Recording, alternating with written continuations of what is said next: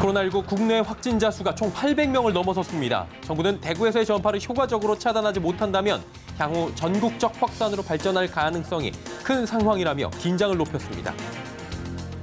코로나19의 확산을 막기 위해 정부가 열이나 호흡기 증상이 나타난 사람은 등교와 출근을 자제해달라고 권고했습니다. 코로나19 사망자 증가와 확진자 급증에 우리 시장도 버티질 못했습니다. 검은 월요일을 보낸 금일 국내 시장, 취재기자와 함께 자세히 짚어보도록 하겠습니다. 민보사 의혹을 수사용 검찰이 이웅열 전 코오롱 회장에 대한 기소 방침을 전했습니다. 검찰은 또 최근 코오롱 생명과학 이우석 대표도 약사법 위반과 사기 등의 혐의로 구속 기소했습니다. 센 뉴스 플러스 시작합니다.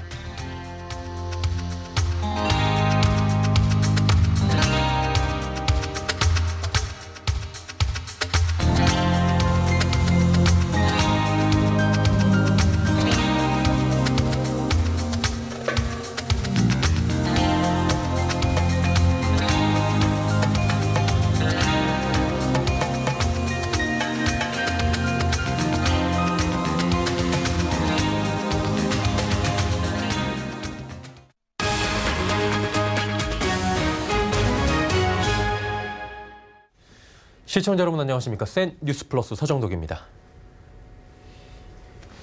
코로나19의 신규 환자가 70명 추가됐습니다. 이로써 국내 확진자 수는 총 833명을 기록했습니다.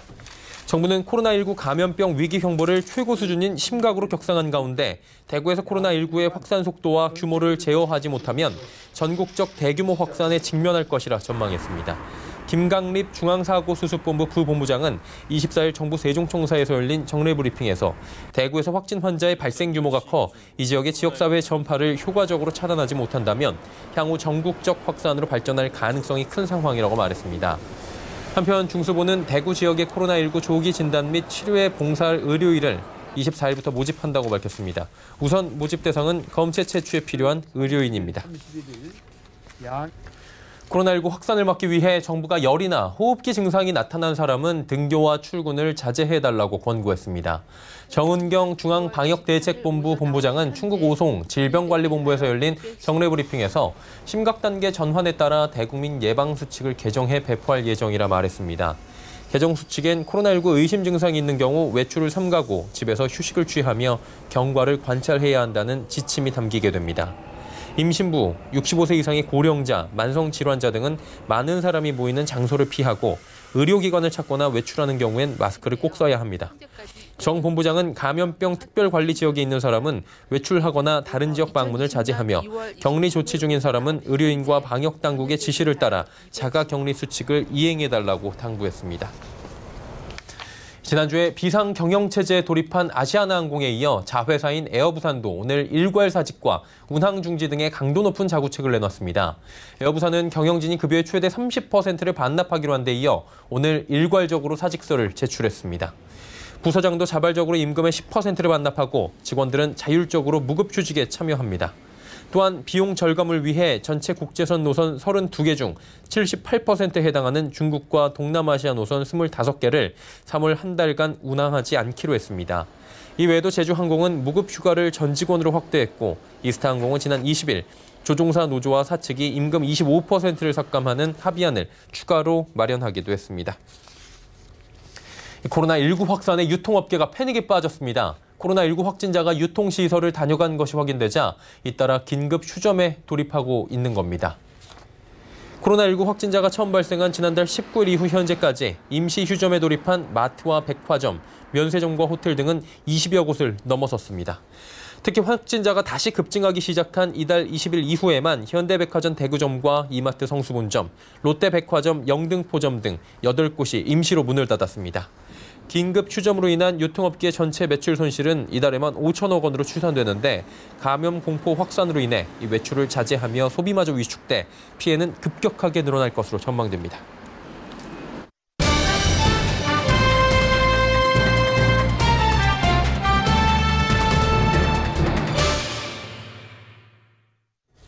코로나19 사망자 증가와 확진자 급증에 우리 주식시장도 버티질 못했습니다.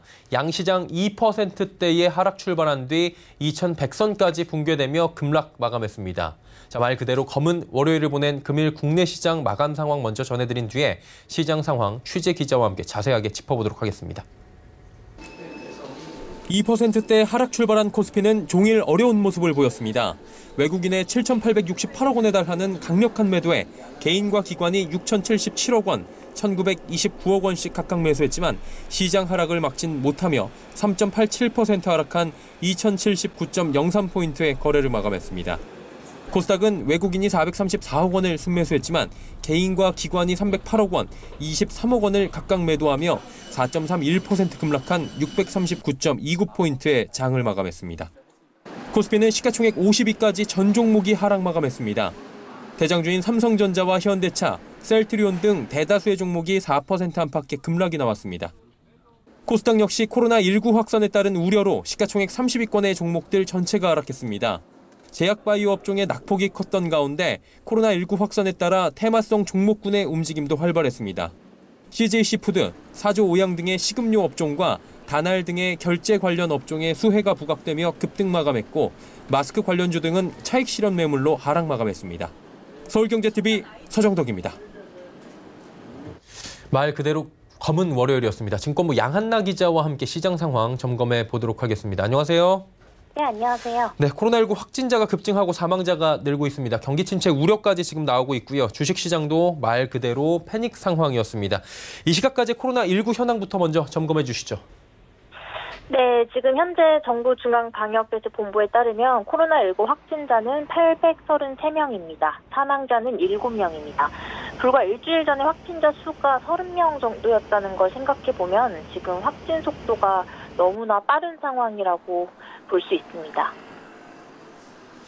자, 그리고 어젯밤 정부는 코로나19 확산을 막기 위해서 위기 경보를 심각까지 격상을 한 상황입니다. 최고 위기 단계고요. 각종 대책을 발표했는데 자, 그만큼 사안이 엄중하다는 얘기겠죠? 네, 맞습니다. 위기경보 심각 단계는 지난 2009년 신종 인플루엔자 사태 이후 11년 만에 처음 있는 일인데요. 지금 보면 최근 대도심 주요 상권의 대형 쇼핑몰이나 면세점 등이 코로나 확진자가 다녀갔다는 소식이 전해지면서 임시 휴업에 들어가는 모습이 나왔는데요. 이제는 전국적으로 이제 확진자들이 나오면서 작은 음식점들까지 다 휴업을 해야 하는 상황이어서 내수가 더욱 위축될 것이라는 우려가 나오고 있습니다.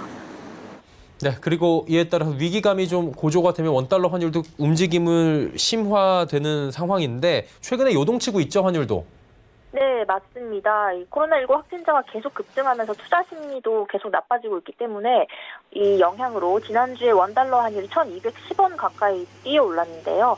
오늘 서울 외환시장에서 원달러 환율은 전거래일보다 11원 오른 1,220원 이전에 거래를 마감했습니다.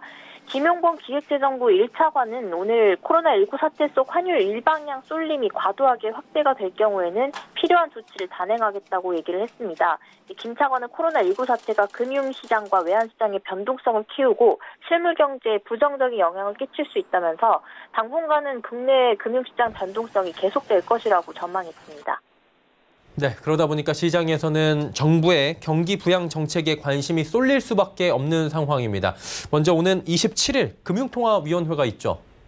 네, 맞습니다. 27일에 이제 한국은행 금융통화위원회가 있는데요. 이를 앞두고 전문가들에게 이제 전망을 여쭤본 결과 전문가 10명 중 6명은 기준금리를 동결할 것이다라고 전망을 했습니다.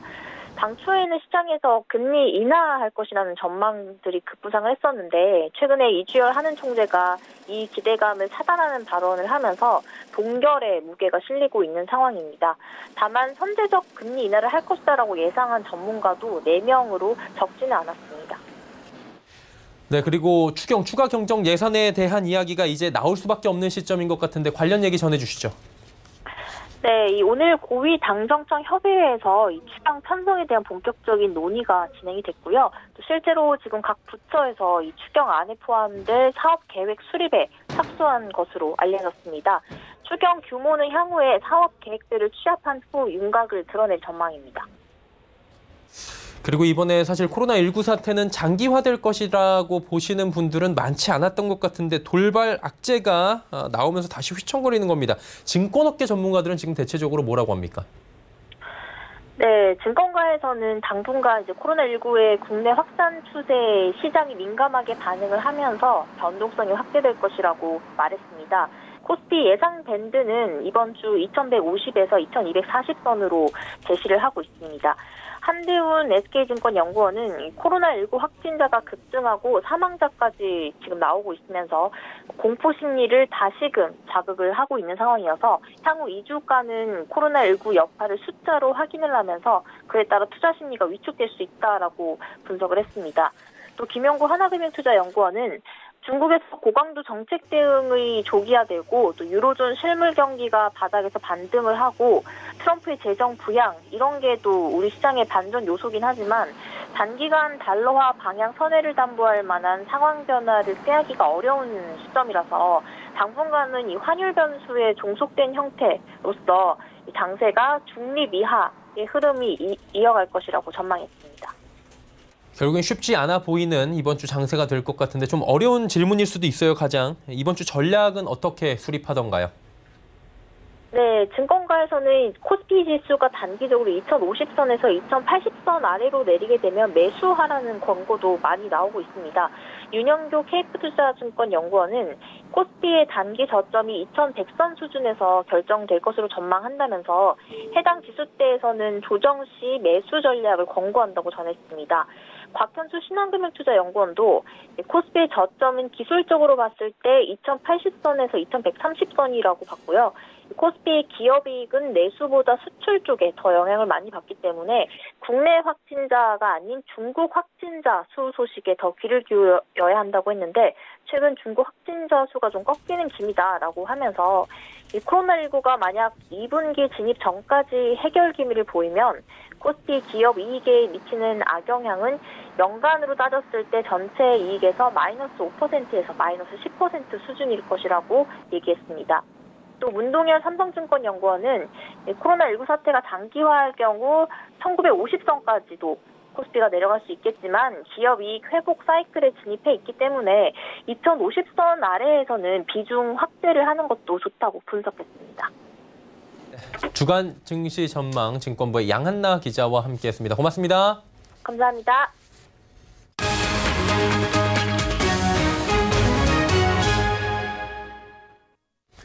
인보사 의혹을 수사해온 검찰이 이웅열 전 코오롱 회장에 대한 기소 방침을 정했습니다. 검찰 관계자는 구속영장 청구까지도 검토할 수 있다며 이미 불구속 기소할 정도의 증거는 확보했다고 밝혔습니다. 검찰은 최근 코오롱 생명과학 이우석 대표를 약사법 위반과 사기 등의 혐의로 구속 기소했습니다. 인보사 K주 개발을 주도했던 코오롱 티슈진의 코스닥 상장 사기 의혹도 제기된 상황입니다.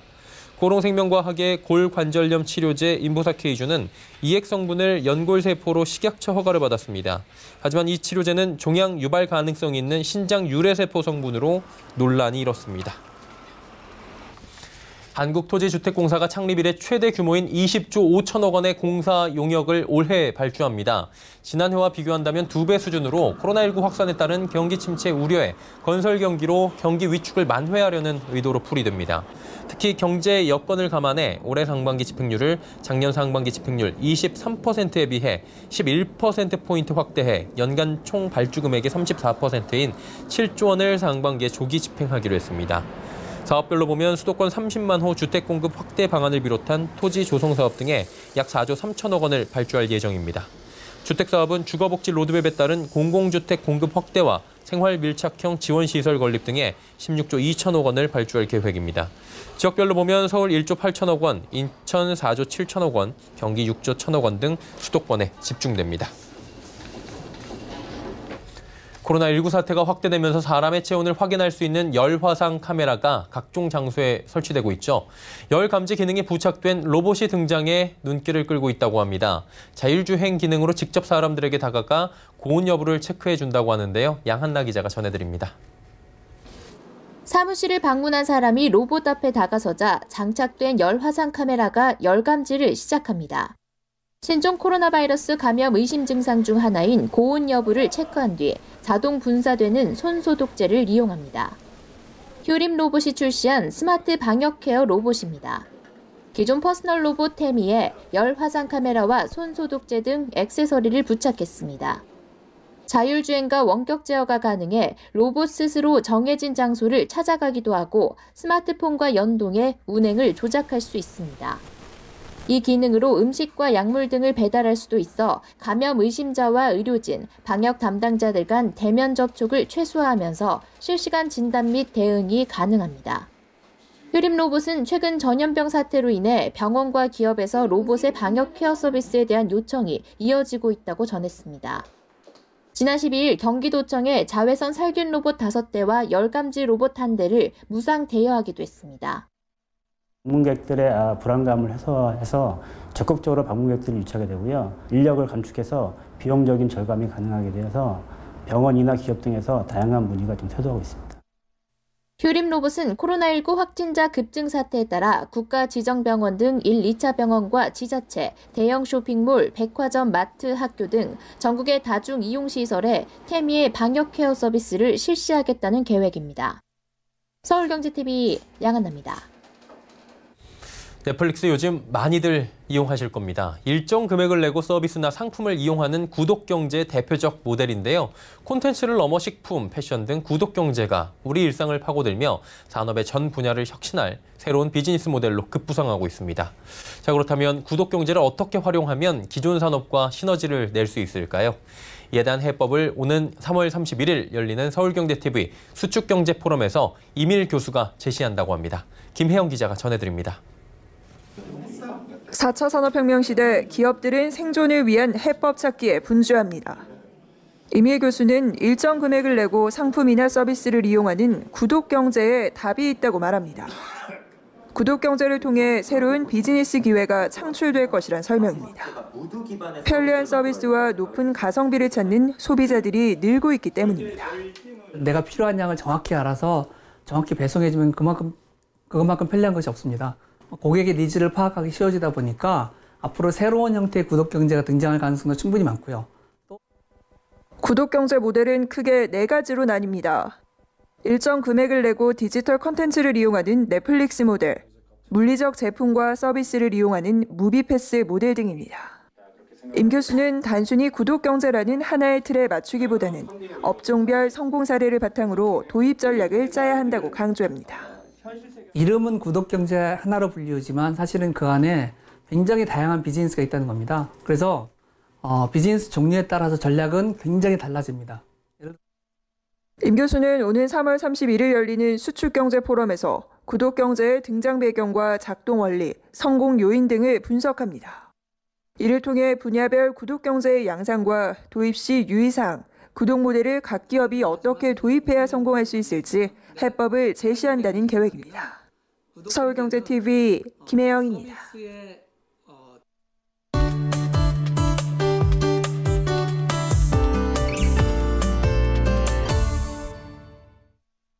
지금 전 세계적인 화두는 코로나19입니다. 중국에서 발병된 코로나 바이러스는 중국에서 이미 수많은 사상자와 확진자를 만들어냈고요.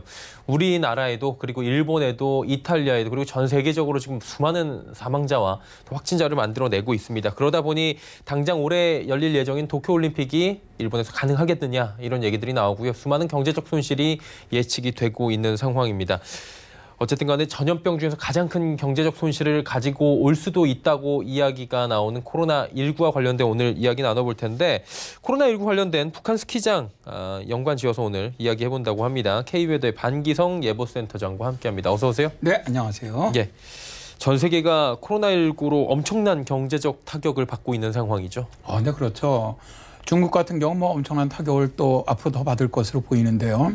2019년 그 미국과의 무역 마찰로 위축돼 있었던 중국의 경기가 조금 이제 회복하려는 찰나에 다시 코로나19라는 변종 바이러스가 중국을 강타했죠. 중국 경제는 말할 것도 없고 세계 경제까지 아주 큰 타격을 받을 것으로 보이는데요. 이미 신용평가에서는 무디스는 세계 경제 성장률을 2.8%에서 2.5%로 0.3포인트 하향 조정했고요. 영국의 해외개발연구소는 코로나19가 더 이상 번지지 않는다. 그렇다고 하더라도 이미 발생한 피해액이 2003년 사스 때보다 거의 8배 더 많은 427조 원을 넘어설 것으로 추정을 했죠. 그런데 말이죠. 세계적인 생명공학자 그리고 전염병 관계자들은 이번에 코로나19가 올겨울의 이례적인 기온 상승이 원인인 것으로 추정을 하고 있습니다. 그러니까 기후변화가 변종 바이러스의 창고를 가져왔다는 거죠. 예. 결국에 기후도 관련이 있다라는 건데 이게 지금 대기업들뿐만이 아니라 중소기업 그리고 영세 사업자들도 굉장히 힘들어하고 있고요. 그러니까 북한 경우에도 큰 타격이 있다 이런 얘기가 있어요. 네, 그렇습니다. 지금 북한의 김정은 위원장이 가장 야심차게 추진해 오는 것이 관광산업이죠. 예. 북한은 향후 5년 동안 9조 5천억 원을 들여서 마식령 스키장과 연결된 418km 길이의 관광벨트를 조성한다는 계획도 세웠고요. 마식령 외에 중국과 국경을 접한 삼지연에도 스키장을 세웠습니다. 이곳은 미사일부터 횃불까지 다양한 그런 형태들의 얼음 조각을 전시하는 행사로도 아주 유명했죠. 이외에도 평양 인근의 양덕에도 대규모 스키장과 온천장 등을 갖춘 양덕 온천문화휴양지를 세웠죠. 예. 작년 12월에 왜 김정은 위원장이 휴양지 준공식에 참석하는 장면이 TV에 소개되기도 했었는데요. 그런데 바로 이 스키장과 연계된 관광산업이 이번 코로나19로 물거품이 되었다는 겁니다. 그러다 보니까 2월 12일 블룸버그 통신은 김정은의 북한 스키 리조트 야망에 녹아내리고 있다라는 제목 아래 한때 스위스에서 유학했던 북한의 김정은 위원장이 경제 비전의 중심을 관광에 두고 스키 리조트를 건설해서 어떻게 보면 스포츠 매니아들, 스키 매니아들이죠. 예. 또 외화를 끌어들이겠다 이런 계획을 갖고 있었다. 그러나 코로나19로 그의 야망이 녹아버렸다라고 보도를 했죠. 예. 마식령 스키장 하면은 지난 동계 올림픽 때 가서 훈련했던 곳 아닙니까? 그렇죠. 우리나라 선수들이 가서 훈련했던 곳이죠. 이게 이제 마식령 스키장 같은 경우는 김정은 위원장이 집권한 지 2년이었죠. 2013년에 이 스키장을 만들었는데 해발 고도가 1363m예요. 그리고 주로가 아주 상당히 좋다고 좀 알려져 있는데 왜 북한에 자주 드나들었던 미 프로농구 선수 출신 있죠. 데니스 로드만. 또 일본의 프로레슬러 출신 안토니오 이노키 이런 참여연대가 이곳을 찾은 적이 있는 곳인데요. 실제로 스키를 좋아하는 매니아들이 많이 찾는 곳으로도 알려져 있습니다. 김정은 위원장이 스키장을 대대로 만드는 것은 선전용뿐만이 아니에요. 이게 경제적인 목적이 있거든요. 2018년 북한을 찾은 중국 관광객 수가 20만 명인데 이들이 사용한 돈이 한 1,800억 원 정도 된다고 추정이 돼요. 근데 북한이 한해 무역으로 벌어들이는 돈이 약 2,800억 원이니까 관광 수입은 북한 입장에서는 참으로 엄청난 것이고 경제난을 타개할 수 있는 아주 좋은 방법이라는 것이죠. 예. 우리는 북한에 갈 수가 없으니까 북한이 관광 사업하는 규모에 대해서는 지금 오랜만에 또 처음 듣는 분들도 계실 것 같고요. 그렇다면 김정은의 이 같은 대규모 투자가 북한의 경제난을 좀 이겨내는 데 도움이 될 수 있다고 보십니까? 지난번에 제가 한번 그 스위스 스키장에 대한 얘기를 한 적이 있었습니다. 스위스 스키장에 눈이 녹아내리면서 작년 1월에는 스위스의 굴욕이라는 보도까지 나왔죠. 막 그 스키장 처음으로 할인 행사를 하고 이게 왜냐하면 스키장 눈이 녹아내리면서 관광객들이 대폭 지금 줄어들고 있거든요. 이게 뭐냐면 지구온난화로 인한 기온 상승이 지금 심각합니다. 올겨울 같은 경우도 12월 평균 기온은 지구 관측사상 가장 기온이 높은 겨울이었고요. 올해 1월 같은 경우 우리나라도 가장 기온이 높은 달이었는데 여기다 북한 같은 경우도 눈이 거의 내리지 않았거든요. 근데 이제 문제는요. 앞으로 이런 것이 점점 더 심각해질 것이라는 거죠. 이제 김정은 위원장이 아마 이제 스위스에서 유학을 하면서 연간 한 8천만 명이 찾는 스위스 스키장을 보고 투자하는 것 같은데 사실 이런 기후변화로 인해서 경제적 도움을 앞으로 받기에는 상당히 어렵지 않겠나 그렇게 보입니다. 기후변화는 예측을 잘 못한 것 같아요. 네. 예. 코로나19와 북한 스키장 이야기 오늘 나눠봤고요. K외도의 반기성 예보센터장과 함께했습니다. 고맙습니다. 네, 감사합니다.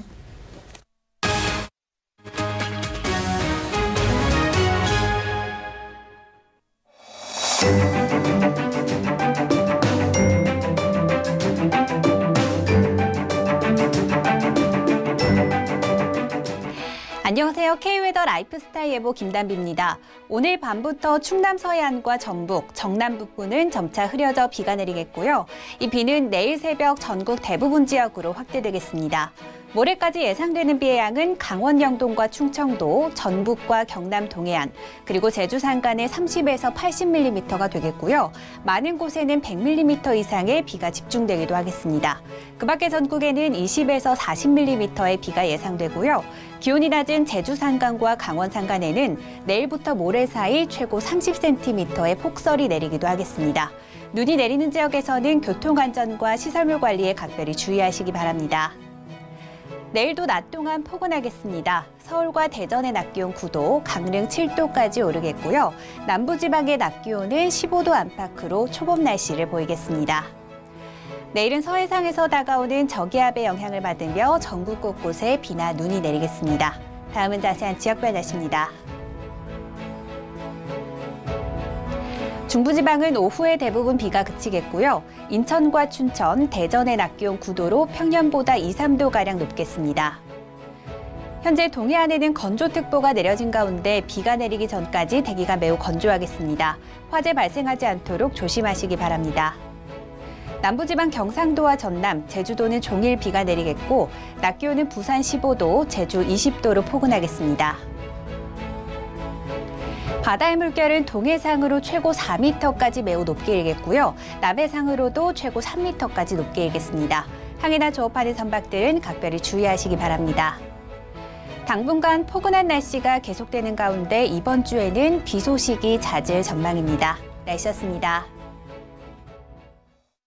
여전히 코로나19 확진자는 급증세입니다. 이제 지역사회로의 전파가 된 것으로 봐야 하기 때문에 이 스스로의 발열과 증상이 있다면 잦은 검사, 자가격리 등이 필요한 시점입니다.